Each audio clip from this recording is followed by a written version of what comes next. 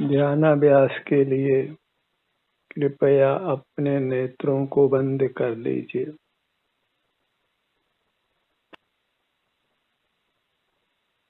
नेत्रों से हम बहिर्मुख रहते हैं और बहिर्मुख रहना ही कुशील है।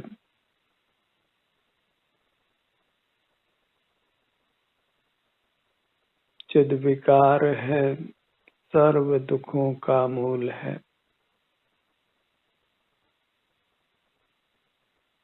अंतर्मुख रहिए, अपने आप से ही युक्त रहकर सुखी जीवन यापन करिए।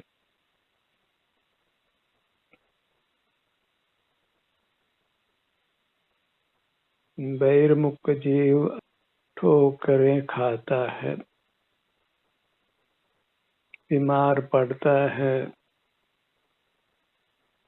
नाना कष्टों को भोगता है। बहिर्मुख रहकर वह विषयों का ग्रहण करता है जो आत्मघाती प्रवृत्ति है। विषय सेवन से ही सर्व दुखों की उत्पत्ति होती है। विषय नाम पुद्गल का है और सेवन नाम उसको विषय करना है, देखना जानना है।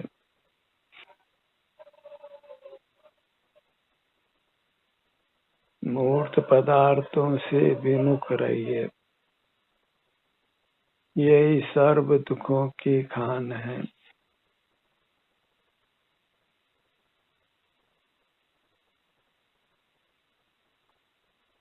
मूर्त पदार्थों को ही रिपु संज्ञा है, शत्रु संज्ञा है।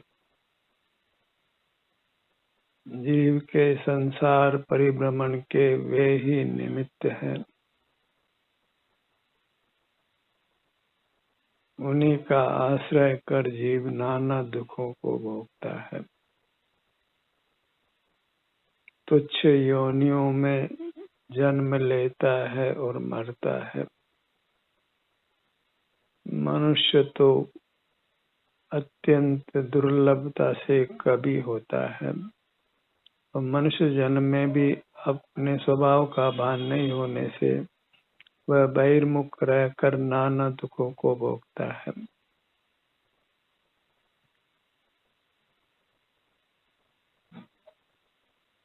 अपनी आभ्यंतर अमूर्त काया के सन्मुख रहना इतना ही शील का स्वरूप है, इतना ही चारित्र है, इतना ही धर्म है, इतना ही सुखी होने का उपाय है।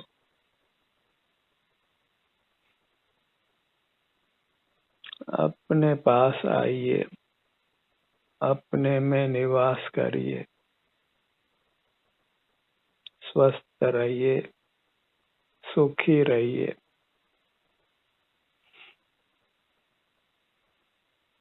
स्वस्थ शब्द का संधि विच्छेद करें तो सारा मोक्ष मार्ग प्रकट होता है। अपने में स्थित होना, अपने में उपस्थित रहना, वही स्वस्थ रहना है और जो स्वस्थ है वही सुखी है। स्वास्थ्य ही धन है। स्वयं में स्थित रहना चारित्र है और उसका फल स्वास्थ्य की प्राप्ति है। स्वयं में स्थित रहना चारित्र है और वह खो गया तो सब कुछ खो गया। If character is lost, everything is lost. यदि हम अंतर्मुख नहीं रहते तो हमने सब कुछ खो दिया।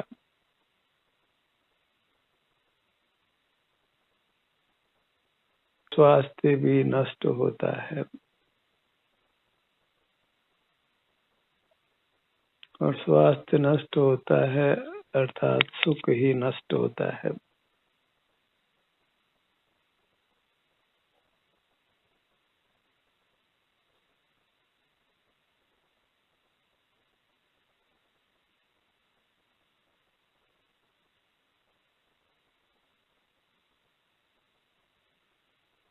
स्वावलंबी होकर सुखी रहिए। अपने लिए आप ही अर्थात अपनी चिन्ह मूर्त ही सर्वस्व है। वही परमात्मा की मूर्त है।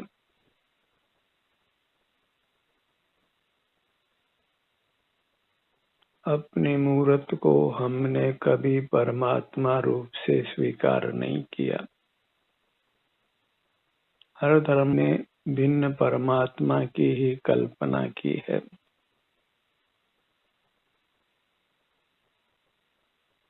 उसी का स्मरण करते हैं, भजन करते हैं, उससे सुख होना मानते हैं। पर सुख बाहर किसी परमात्मा के पास नहीं है। बाहर कोई परमात्मा आनंद देने वाला भी नहीं है। अपना आभ्यंतर अमूर्त शरीर ही हमारा आराध्य परमात्मा है। उसी के सन्मुख रहना वही परमात्मा की आराधना है।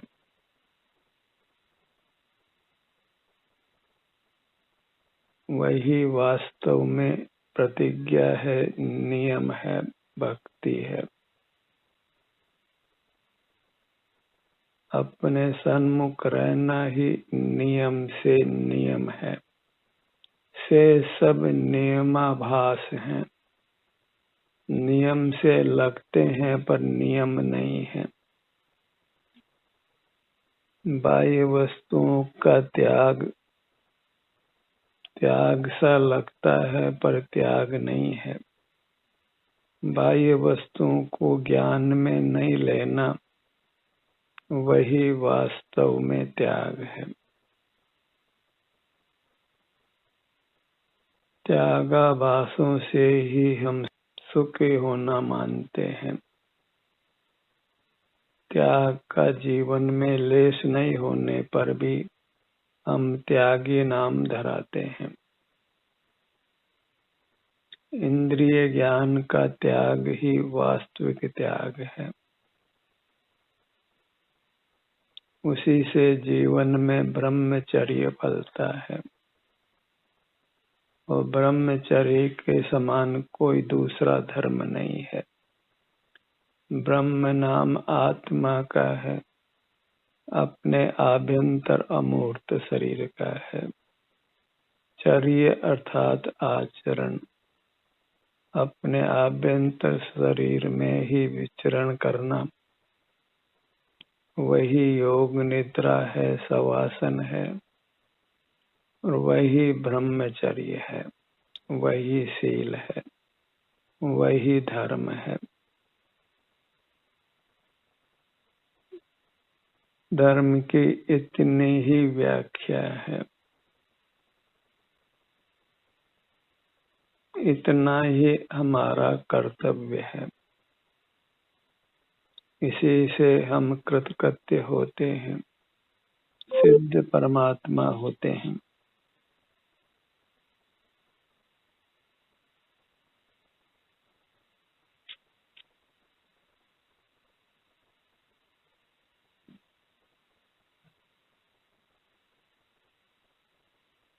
अपने ध्यान को अपने सिर के भाग पर लाइए।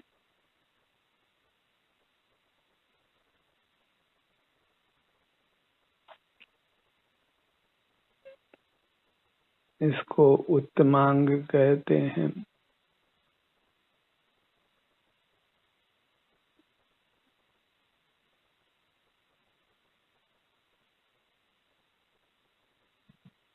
सिर में जो भी आराम वेदना की स्थिति है, दोनों में संभाव रखकर उसका सहर्ष ही वेदन करिए, अनुभव करिए। इसी प्रकार हमको सिर से पैरों तक विचरण करना है। वही ब्रह्मचर्य का स्वरूप है, धर्म का स्वरूप है। जहाँ ब्रह्मचर्य है वहाँ दुख का लेश भी नहीं है।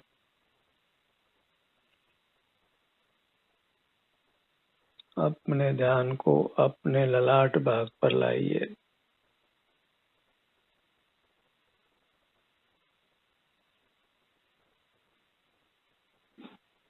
मूर्त पदार्थ पर हैं,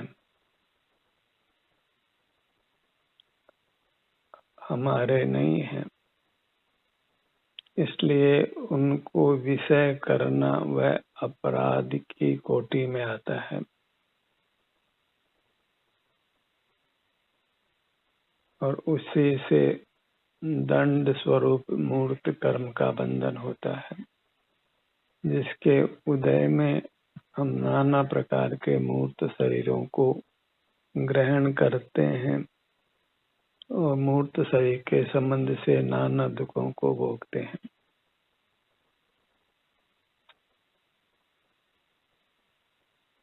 मूर्त शरीर जहाँ दुख की खान है, वही अमूर्त शरीर सुख की खान है। बंद नेत्रों से यही सुख की खान बनती है और खुले नेत्रों से यह मूर्त काया ही दुख की खान बनती है।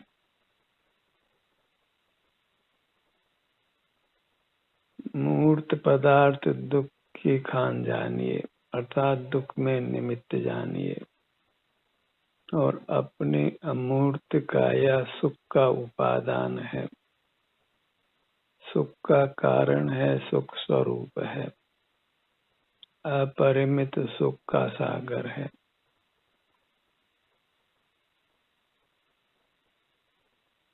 अस्ति नास्ति से मोक्ष मार्ग को समझिए। बाह्य पदार्थों को देखने जानने का निषेध करना वह नास्ति से मोक्ष का मार्ग है, और अपने आभ्यंतर मूर्त काया के सन्मुख रहना वह अस्ति से मोक्ष मार्ग है। तो अस्ति नास्ति दोनों से ही मोक्ष मार्ग में विचरण करिए।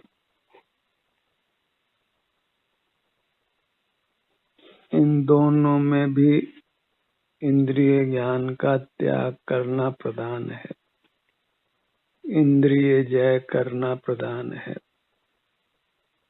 क्योंकि अनादि से हम इंद्रियों के वश जी रहे हैं। तो यत्न से ही हम इंद्रिय व्यापार को रोक सकते हैं। मन सूक्ष्म उद्गल है, उद्गल से रचित है, उसको भी इंद्रिय संज्ञा है। उसको शास्त्रीय भाषा में नो इंद्रिय कहते हैं। तो उससे विचारों की उत्पत्ति होकर हम तनावग्रस्त होते हैं, दुखी होते हैं। तो विचार नहीं करना है। मस्तिष्क प्रकट ही मूर्त है, उससे स्मृति ज्ञान की प्रवृत्ति होती है और हम नाना पदार्थों को याद कर करके आकुल व्याकुल होते हैं। हमें केवल अपना संवेदन करना है, किसी पर का स्मरण नहीं करना है। इसलिए सारा स्मृति ज्ञान वृथा है, सारा इंद्रिय ज्ञान वृथा है, सारा मानसिक उहापोह वृथा है,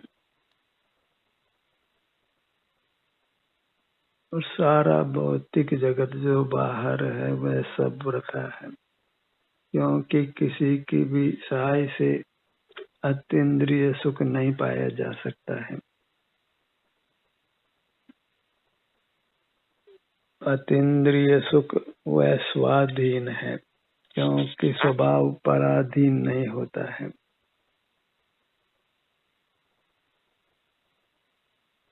अग्नि का उष्ण स्वभाव है, वह पराधीन नहीं है, वह अपने स्वरूप से ही उष्ण है। इसी प्रकार हम अपने स्वरूप से ही सुखी हैं। इसे बाह्य पदार्थ की वांछा नहीं करना है।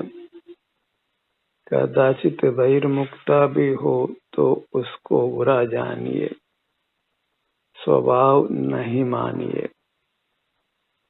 उसको ज्ञाता दृष्टा कहकर उसको अच्छा नहीं मानना है, अन्यथा भयावह संसार अनंत होता है।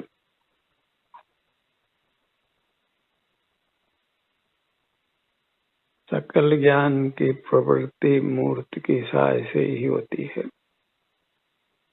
इससे जाना जाता है कि जीव का स्वभाव ज्ञान नहीं है। इसके प्रतिपक्ष जीव का स्वभाव सुख है, जो ज्ञान का निरोध करने पर प्रकट होता है। ज्ञान बहिर्मुख होता है। बहिर्मुख चित्त प्रकाश को ही ज्ञान कहते हैं और उसका निरोध कर ही हमें अपने आनंद का अपने सर्वांग में अनुभव होता है। तो ज्ञान और आनंद में आपको क्या चुनना है, दोनों का चुनाव आप नहीं कर सकते हैं। ज्ञान का चुनाव करते हैं तो बहिर्मुखता होगी और दुख की उत्पत्ति होगी, और आनंद का चुनाव करते हैं तो आनंद अपना ही स्वरूप होने से वृत्ति अंतरोन्मुख होगी, बहिर्मुखता समाप्त होगी। जब हम अपने सुख का अनुभव करते हैं, बाहर से ध्यान हटाकर बहिर्मुखता छोड़कर, तो उस अनुभव को ही कथनचित अंतर्मुख संज्ञा है। अन्यथा तो शांति का अनुभव है, शांति ही है, उसको अंतर्मुखता का नाम नहीं है, केवल आनंद का भोग है। क्योंकि हमारा स्वभाव केवल आनंद को भोगना है, अपने ही आनंद को।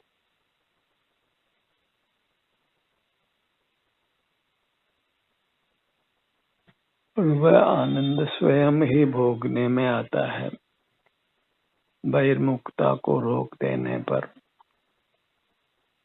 जीव के पास करने का भार वास्तव में कुछ भी नहीं है, बस करने को मिटाने का भार है। अनादि के मिथ्या संस्कार को मिटाने का नाम ही धर्म है।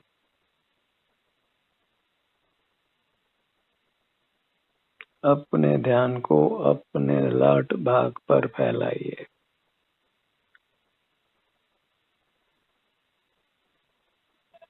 यहाँ वेदना नहीं है, अर्थात आराम है, अर्थात सुख है, और हम अपना ध्यान अपने इन्हीं भागों पर नहीं लाकर पुद्गल के सन्मुख ही खड़े रहते हैं, उन्हीं के बारे में विचार करते रहते हैं, उन्हीं को पाने और भोगने में लगे रहते हैं।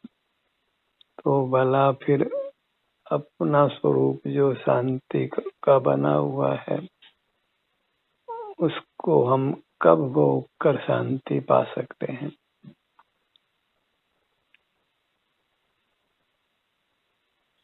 हमने अपनी शांति को ही नहीं पहचाना है। जो अपनी मूर्त है, जो अंतर्दृष्टि से अनुभव में आती है, उसी मूर्त का दूसरा नाम शांति है, आनंद है। आनंदम ब्रह्मणो रूपम निज देहे व्यवस्थितम ध्यानहीना न पश्यन्ति जात्यन्ता एव भास्करम। कितने लोग ध्यान को ज्ञान नाम देते हैं, तो फिर ये दो अलग अलग शब्द के जो मायने अलग अलग हैं वो समाप्त हो जाते हैं, क्योंकि ज्ञान इंद्रिय ज्ञान रूप है और ध्यान इंद्रिय ज्ञान के निरोध रूप है, अतीन्द्रिय है, बिना इंद्रियों है। ज्ञान परमुखी है और ध्यान स्वमुखी है। ज्ञान आकुलता रूप है और ध्यान सुख रूप है। ध्यान को ही तप संज्ञा है, ज्ञान को तप संज्ञा नहीं है। ज्ञान के निरोध को तप संज्ञा है।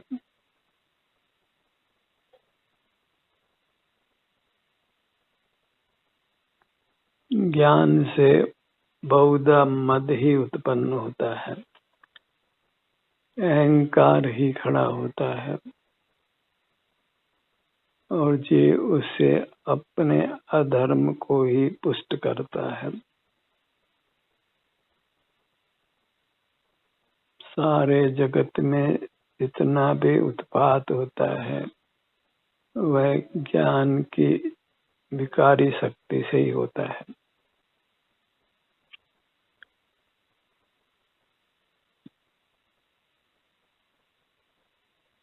अपने ध्यान को अपने दोनों कानों के भाग पर लाइए।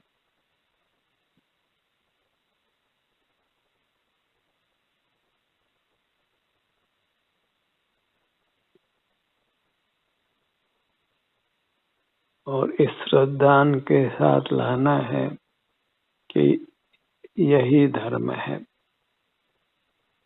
अन्य कुछ भी धर्म नहीं है, धर्माभास है।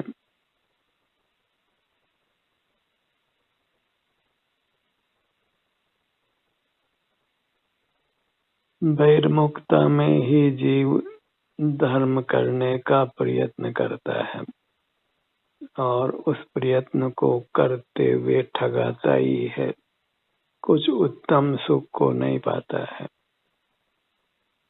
अर्जित धन भी खोता है और दुख भी पाता है। अपने ही शस्त्र से अपना घात करता है।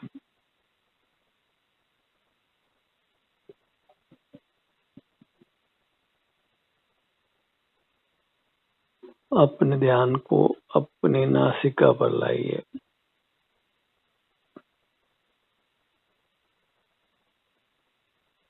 सिर से पांव तक ये अपनी सुखद दुनिया है, अनुपम दुनिया है।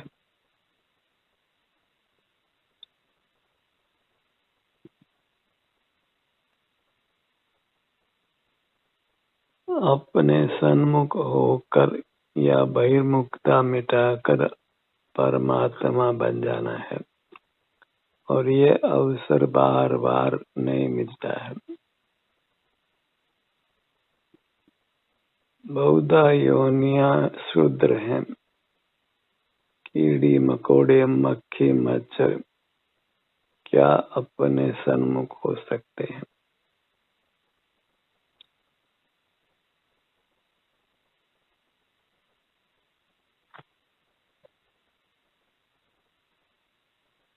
मनुष्य कीड़े मकोड़ों के सामने न कुछ है।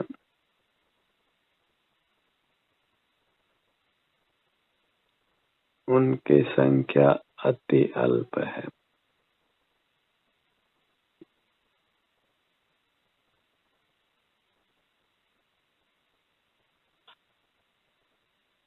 अपने ध्यान को अपने होठों के भाग पर लाइए।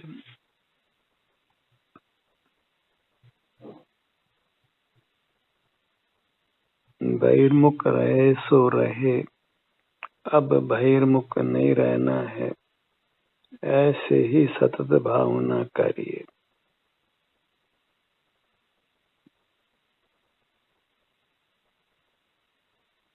वर्तमान क्षण ही उपलब्ध रहता है, तो उस वर्तमान क्षण में अपने सन्मुख हो जाना है।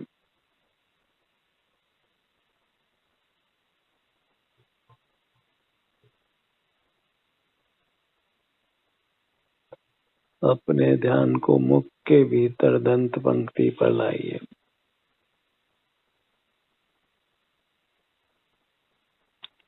जिह्वा ऊपर डालो।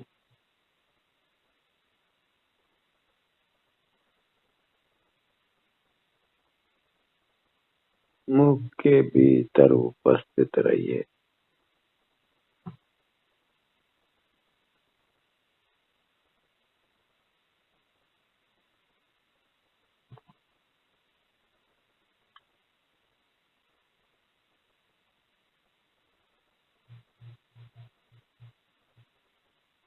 मुख के भीतर की संवेदनाओं से युक्त रहिए।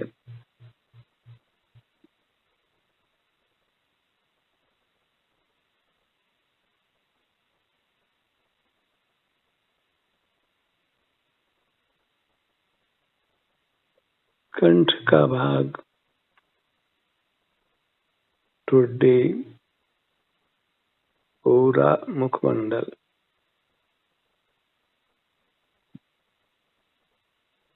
यदि हम अमूर्त ही होते, मूर्त नहीं मिला होता, तो किंचित भी दुख नहीं होता।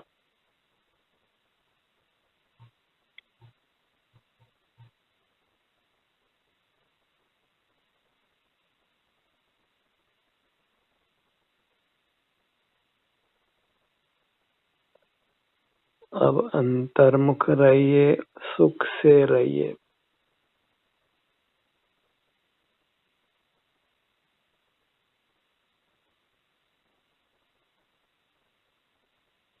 हमारा स्वरूप अमूर्त है।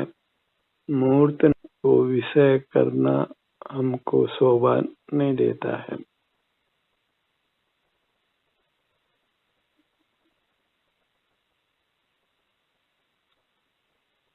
अपने धड़ भाग पर आइए।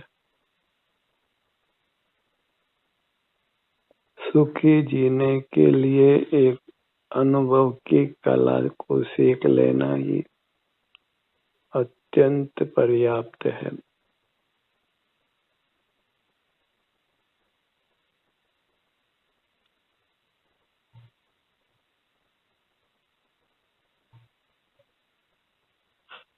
स्वाधीन होने के लिए बस अपने सन्मुख रहना है। मैं रहूं आप में, आप लीन योग करूं जो होऊं स्वाधीन। स्वाधीन होने के लिए बस अपना मुख अपनी ओर रखने का ही प्रयत्न करते रहना है।